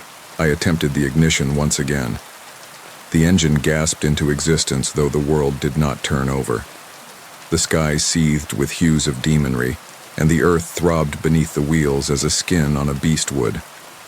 The spell had become cacophony now, 100 voices singing, all hidden behind a base of pestilential discord which hurled itself against the mind. There was a gust of wind that struck, and the door slammed shut behind me, trapping me in the car. The windows fogged over inside, hiding the world outside to a white haze. Out of the spinning cloud, dark masses materialized, featureless, distorted figures that slammed against the glass, their bulk heaping accusation and grief. I could sense their eyes, hollow and chill, drilling through the cloud.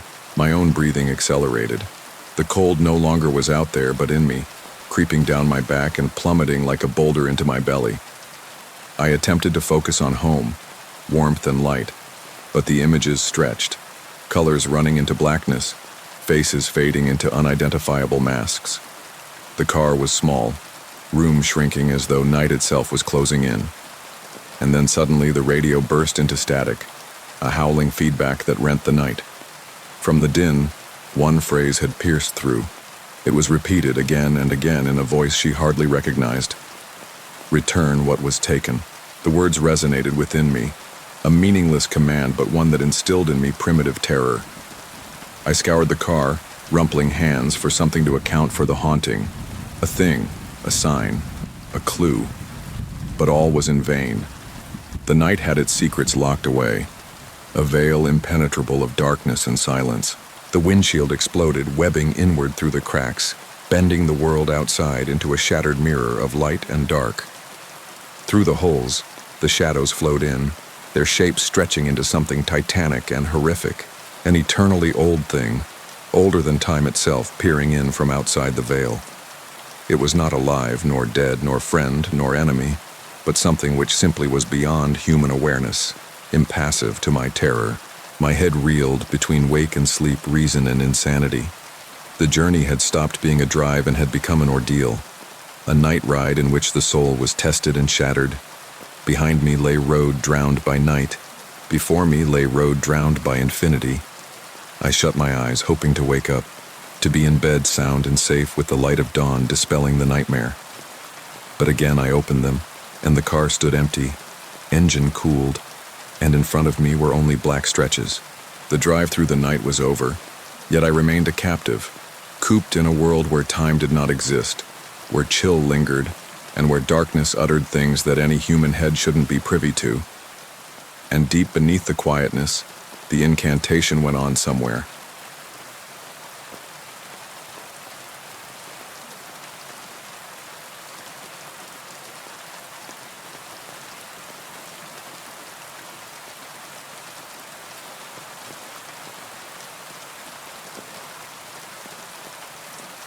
The moment I saw the cabin, a strange weight came into my chest as if the atmosphere became thick and conspired to shut me out.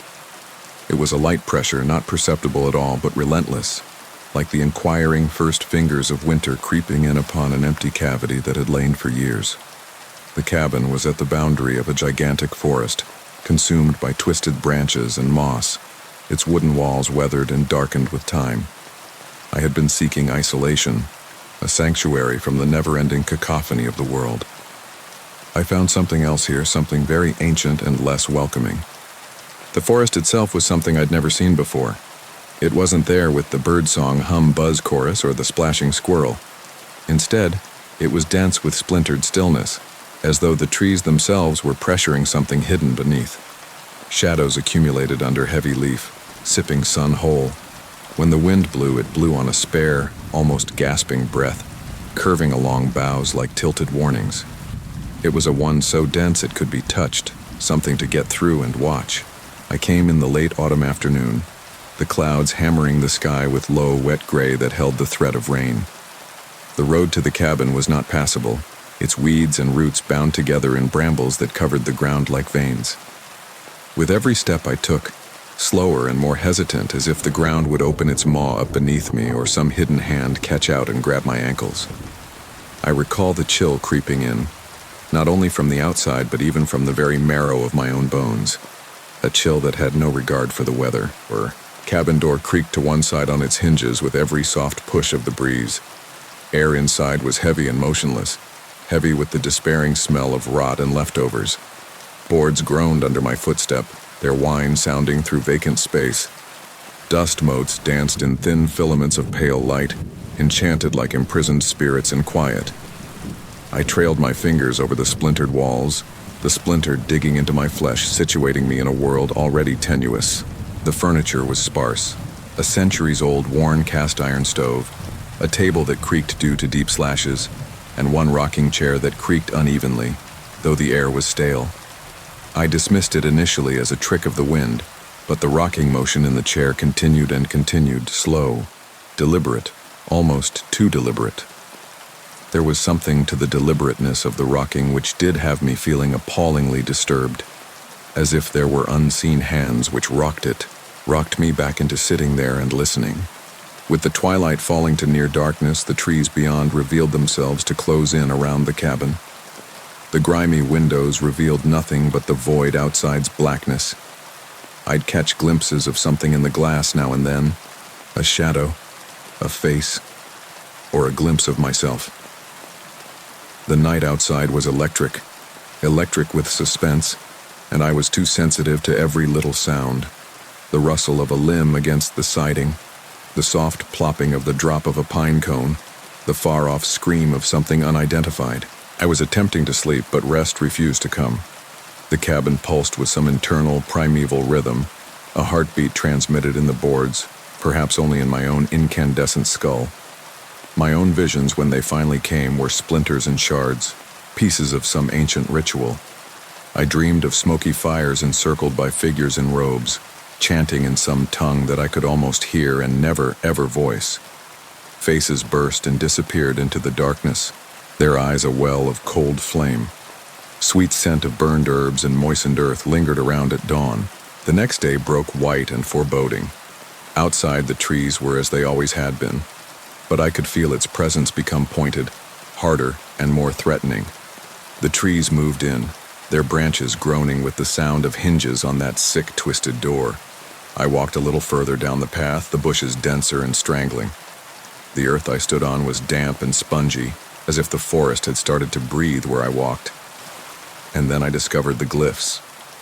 They had been sliced into the trunk of a gnarled old oak, curled in bent shapes deeply incised, fresh cuts/wounds weeping sap in spouts like blood. The glyphs luminesced in the darkness, full of an unwholesomeness that crawled against my skin. I did not know what they were saying, but I knew the fear they invoked, a language older than words, spoken in the space between heartbeats. As I let my fingers trail over the carvings, trees before me shifted, air crystallizing into something malevolent and unyielding. Silence was rent asunder by a ghastly clashing noise, a low, scratching incantation, distant but remorselessly close, on the wind like a breathed sigh beyond all the universe. It was just not human and just not elsewhere, a sound which crept into my bones and rewove the tissue of my brain. I sprinted back into the cabin, thudding my chest with a ferocious, wildly pounding rhythm. The chair continued to rock there. The cabin was chillier. Misty fog started seeping beneath the door and around the windowsills. I wanted to scream, shatter the spell, but something wouldn't come. My body shuddered, not with cold, but with something more primal. A deep and abiding fear that my own existence had awakened. I slept that night with sleep. I sat beside the stove, observing the faint fires struggle and wrestle with encroaching shadows. The woods growled around the cabin like a sick brute, its growling falling and rising in a mournful requiem. I had a feeling that I was being watched, sorted through by eyes that glowed unseen in the dark. With each breath, it was as though rot and ash upon my lips, and the shadows crept further and shifted with each second. My nightmares came back, more vivid and darker. I was entombed in earth underground, entombed beneath roots that throbbed like veins and eyes that groaned open to regard without a blink in the dark. The chanting grew louder and deeper, piercing my head with an entrancing beat. I was strangling on it, gagging upon that noise, and couldn't wake myself up. The mountains at night grew skeletal, thin lines that would collapse at the slightest touch. And during the day, time unraveled. Minutes expanded into hours, hours into seconds without form. The sun itself rose and set behind unbroken clouds, their faint light tinting the world gray of decay. The cabin was to my side, exhaling gasps of my fear and spilling panic, then scratching. It was raspy, a soft rasping against the walls, the wild claws of some beast. I tried to convince myself it was squirrels or mice, but the scratching was too purposeful, too deliberate. Now and again the scratching resolved itself into rhythms, a slow beat that thudded in sync with the thudding of my heart, as if the cabin was attempting to communicate something. I had placed my ear on the wood, and the scratching became a whisper, soft but piercing. It stopped one night. Instead was silence, a strangled, muffled silence that pounded against my eardrums. Then a low vibration at the back of the room, shaking through floorboards like the far-off ring of a bell. The vibration increased, the booming thrum of the air and jarring my teeth. It was as if it was emanating from the planet itself, beneath the cabin, calling something out of where it had lain so long a time. Halfway between morbid curiosity and fright, I searched the cabin for some clue to where the noise was. In the rear, behind a groaning piece of floorboard, I discovered a cracked old wooden trunk packed with a group of strange trinkets. White bleached slivers of bone, dried herbs wrapped in string, and a yellow parchment covered with the same whirling markings carved into the trees. I devoured the parchment until the ink danced before me. The text told of forgotten cults, sacrifices to forces beneath the stars, older monsters than the ages. The language was strange, and yet within it was a corrupted sense of recognition deep within me, as if I had seen it previously in some lost past or vomited dream which I could never recall. That evening, the forest beside the cabin stirred. The wind shrieked like a flesh storm, and the trees groaned and creaked as they moved out of deep slumber. The chant was once more returned, but louder and in greater panic, from inside the forest and out into the atmosphere. I clapped my hands over my ears as though trying to eliminate it, but the chant was now lodged in my head, echoing in every recess of my mind. I stumbled out into rain lashing cold on my skin, mud sticking to my boots. The forest was alive in a way I could not comprehend, shadows twisting and writhing like a living entity. Trees loomed near, leaves creating impossible shapes against the torrential sky, a cathedral of terror. In the middle of an open plain, I was a moment shy of a presence, tall, shrouded in shadows, its face hidden behind a hood made out of shadows. It did not move, but it was not something to be ignored, something out of place that drew on the fringes of being. It was shrouded in blackened, burnt earth ground down and oozing with black resin. I started moving towards the figure, step by unpredictable step, as if irresistibly drawn to it by some internal force. The incantation was an appeal to sirens that offered ignorance and knowledge on equal terms. My mind spun round in circles, thinking dementedly in fear and fascination fractals. But when I came to the edge of the clearing, the figure was gone, dissipated like mist in a cloud. The forest fell silent again, with only the pounding of my own heart and the insistent rain. I stood there again alone, but the air was thick with unseen presence with burden of eyes that refused to blink. Within, I had locked the door and shut the windows, but I still felt as though I was being watched. The rocking chair did not creak now, its warm welcome back. I sat in the cold, the objects laid out before me, and I knew the truth that I could no longer deny. I had not come to seek peace, but awakened something old and evil. Sleep descended upon me once more, but it was no sanctuary. My dreams had been taken from me now and visions in their place. Moments of a ritual danced beneath an eclipsed moon, an atonement to a god whose name was forgotten. I beheld the twisted faces, the upraised arms upraised in supplication, and the slow, soft fall into madness. I awoke with the flavor of smoky earth on my lips, room revolving from a cold so deep its warmth was a hollow. The words on the page pulsed palely in the blackness, ill with life. The trees in the yard shrieked my name in sound that was not earth, was not man. And now that I sit here typing out all of these words, day and night don't exist anymore. The cabin stopped being a place and is a jail, a turning point where reason and time are abandoned. The air is thick with something otherworldly, something waiting with patient intent for that final step. I feel it just beyond the veil. The listener, the watcher, the waiting one. It hungers not flesh or blood, but comprehension, obedience. I am trapped inside this ancient living terror, a strand of consciousness coiled in awareness of something gigantic and unfeelingly vast. Escape is impossible.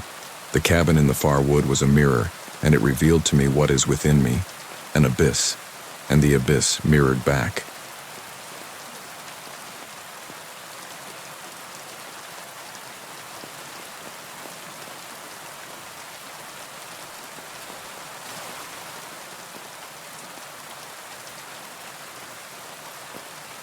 I used to believe that the night had a language, of silences, whispery murmurs, and shadows dancing on the periphery of sight. But no amount of nights spent working by myself in its darkness prepared me for the silence that did not speak emptiness, but something waiting, something older than remembrance. The night shift was never work. It was an incremental descent. The initial hour always possessed that facade of control, the steady buzz of the fluorescent lights hanging overhead, the buzz of the vending machine humming along in the corner, the gentle scratch of my chair against cold linoleum floor. These were old friends.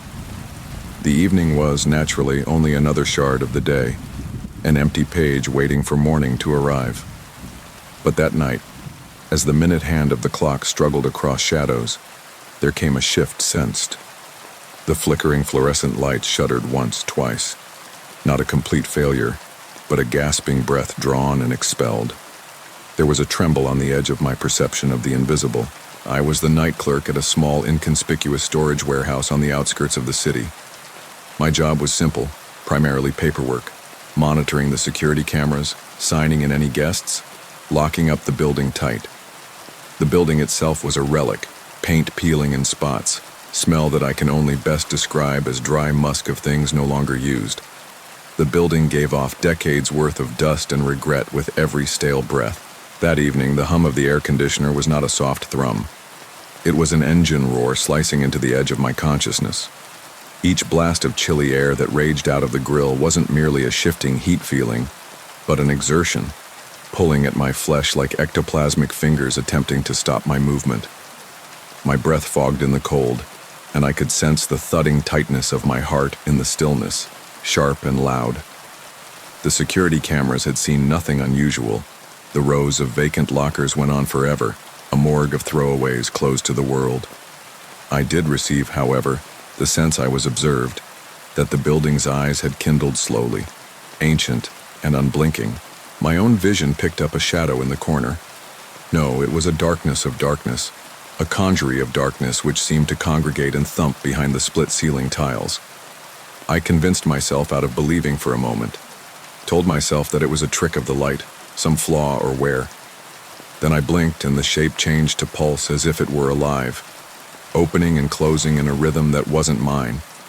I leaned against the wall, rubbing my temples, trying to unwind. There was thick silence and beneath it a whispering, not sound but a vibration down deep in the marrow of my bones, like the far-off whir of the ocean or the throb of the planet itself. Seconds passed and waiting stillness accumulated surrounding the air. I selected then an odor, pale and uneasy, the stench of smoky sage, or something older and worse, something like the dusty smoke of some long-buried pyre. It waltzed round my senses, bitter and choking, combining with dust and cold, pulling at something in me that I could not identify. The house groaned, protesting weathered wood, protesting unwanted weight. The floor beneath me was gasping in a long, tortured rhythm, a minute movement I could feel through my toes. I struggled up, pushing aside the treacherous creeping fear, and moved towards the stench, out of a mixture of horror and sick fascination. The dark, winding tunnel to the storage rooms was full of shadows that seemed to reach across the room, the walls curving inward, closing over me with slow deliberation. My steps rang in empty cadence, one step a period in the stifling quiet. The odor was thicker here, almost tangible, a smoky haze curling about my face and sticking to my clothes. On the opposite side, where hand-thin and dim light bulbs rested, a door groaned halfway ajar, a door I was sure I had closed behind me when I had taken a walk. The crack revealed a slit of black outside, deeper and darker than shadows elsewhere in the building. The door groaned on some creeping, unnatural unwillingness, as if to welcome me in. I was at the door, the cold nipping sharper in now, a weightless pressure that pressed upon my breast like weight. Something from far away down the years in that far country. A far country ageless, a vacuum out of forgetfulness and terror.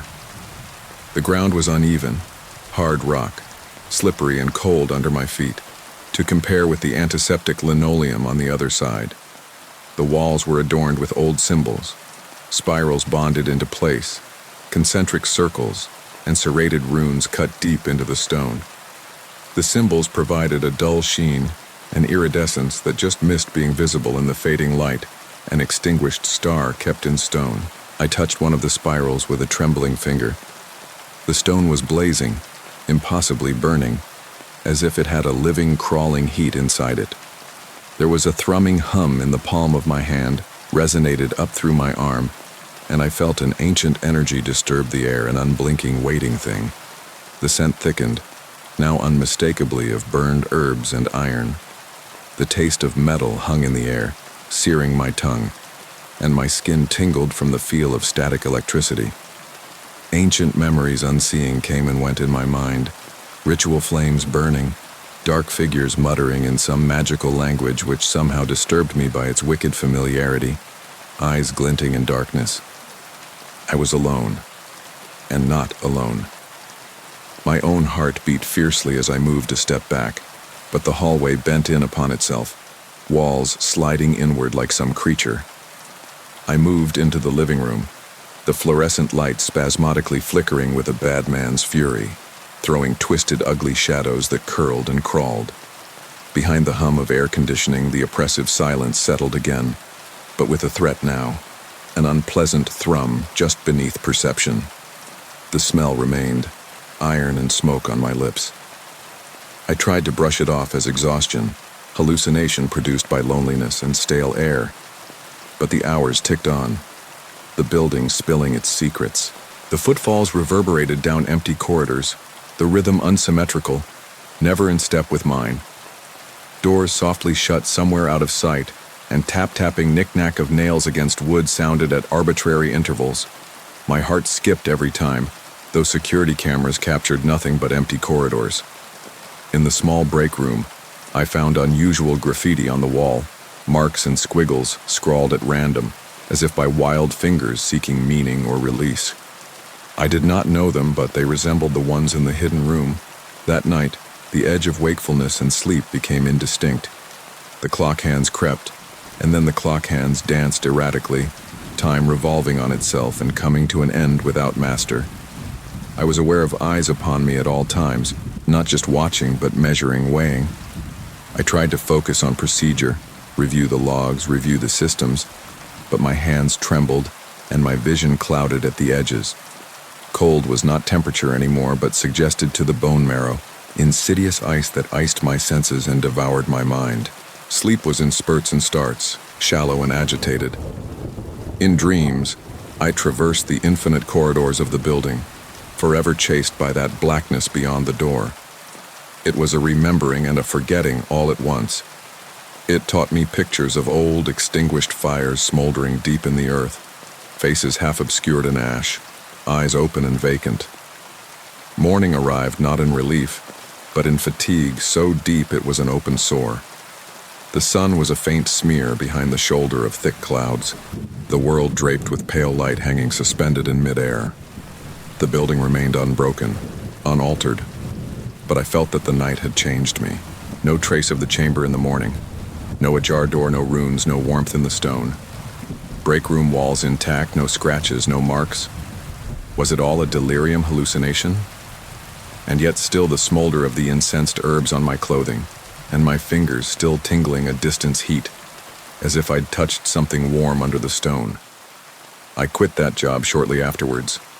Loneliness sucked the life out of me, a suggestion of that elusive presence, an empty hollowness in the quiet.